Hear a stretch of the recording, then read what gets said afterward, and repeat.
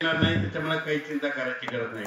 त्याच्यानंतर परत एक सांगतो, दरवर्षी एक वहीमध्ये लिहून ठेवा, महाराष्ट्रामध्ये 22 फेब्रुवारी ते 10 मार्च दरवर्षी गारपीट असते. तोपर्यंत तुमच्या हरभरे निघून जातात, त्याचा अंदाज तर मी देणारच आहे.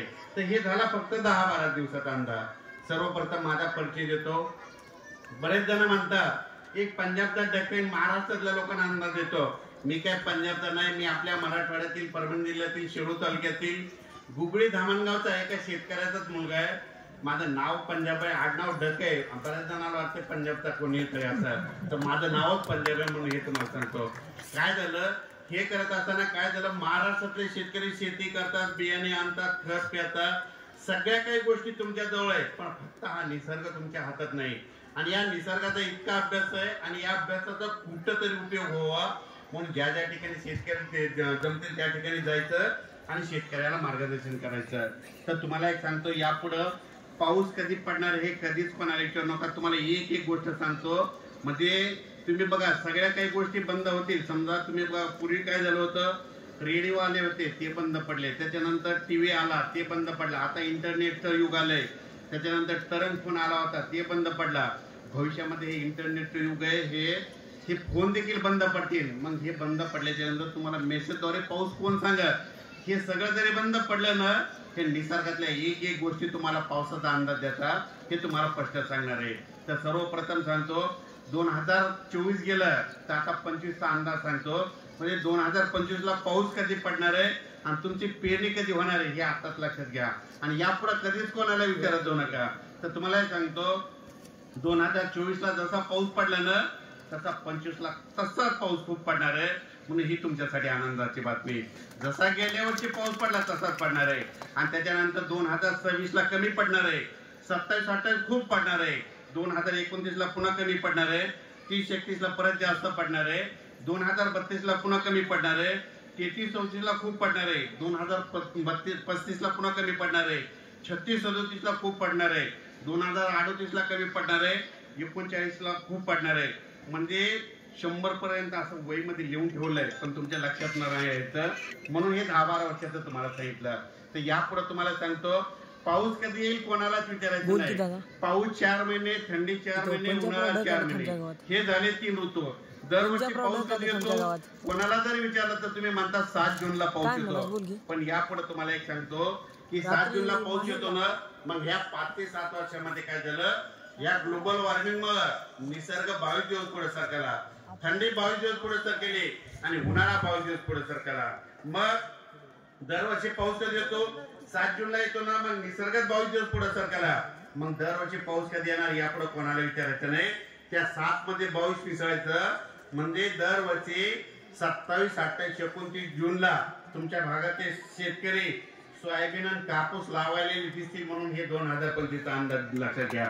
म्हणजे जूनच्या शेवटच्या आठवड्यात तुमची पेरणी होणार आहे म्हणून हे अंदाज लक्षात घ्यायचा.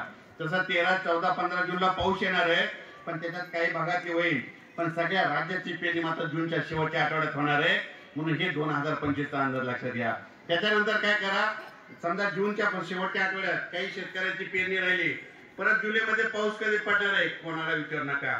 काय करा, वहीमध्ये तुम्ही घरी कॅलेंडर आणलंय, त्या कॅलेंडर मध्ये काय करा, एक तारीख लिहून घ्या, 10 जुलै ते 15 जुलैला असं गोल करून ठेवा.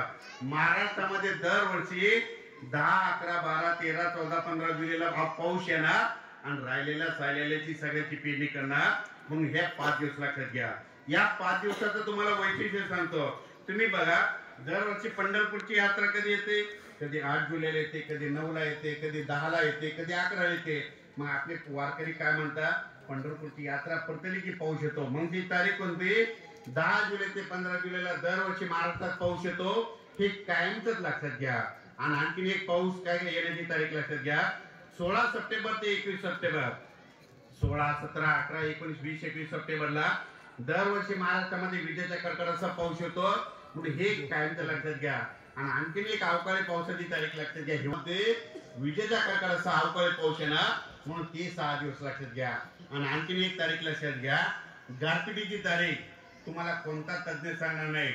22 फेब्रुवारी म्हणजे आता आली बघा, 22 फेब्रुवारी ते 10 मार्च त्या 20 दिवसामध्ये दरवर्षी आपल्या महाराष्ट्रात गारपीट होते. हे कायमचं लक्षात घ्या. पण ही गारपिटीचं कसं असतंय, कधी नांदेड जिल्ह्यात होईल तर कधी परभणीकडे होईल, कधी साताऱ्याकडे होईल, कधी सांगलीकडे होईल, कधी विदर्भात होईल, कधी पूर्व विदर्भात होईल. गारपीट काय करते, दरवर्षी भाग बदलत बदलत राहते. म्हणून या अंदाज लक्षात घ्या. हे झालं फक्त 1 वर्षापुरता. आता यापुढे तुम्हाला सांगतो, पाऊस कधीच कोणाला विचारत नाही. एक सोपं कधी सांगतो, म्हणजे तुमचं पीक काढायला आलं की आपण म्हणायचं 3 दिवसाला पाऊस येणार, म्हणून हे वहीमध्ये असं लिहून ठेवा. तुम्हाला एक उदाहरण देतो. तुम्ही बघा, तुम्ही सोयाबीन करता, सोयाबीन 100 दिवसाला निघते, 101 दिवसाला पाऊस येणार आणि तुमची सोयाबीन भिजणार. तुम्ही उडीद करता, उडीद 75व्या दिवशी निघतो, 76-77व्या दिवशी पाऊस येणार, तुमचा उडीद भिजणार. तुम्ही कांदा करता, तुम्ही कांदा केला, काढला, वरी ढिगलं मारून ठेवले, अवकाळी पाऊस येणार आणि ते तुमचा कांदा भिजणार. त्याच्यानंतर तुम्ही काय करता, मूग करता. मूग कधी निघतो, 60 दिवसाला निघतो, 62व्या दिवशी पाऊस येणार, तुमचा मूग भिजणार. तुम्ही काय करता, हळद करता.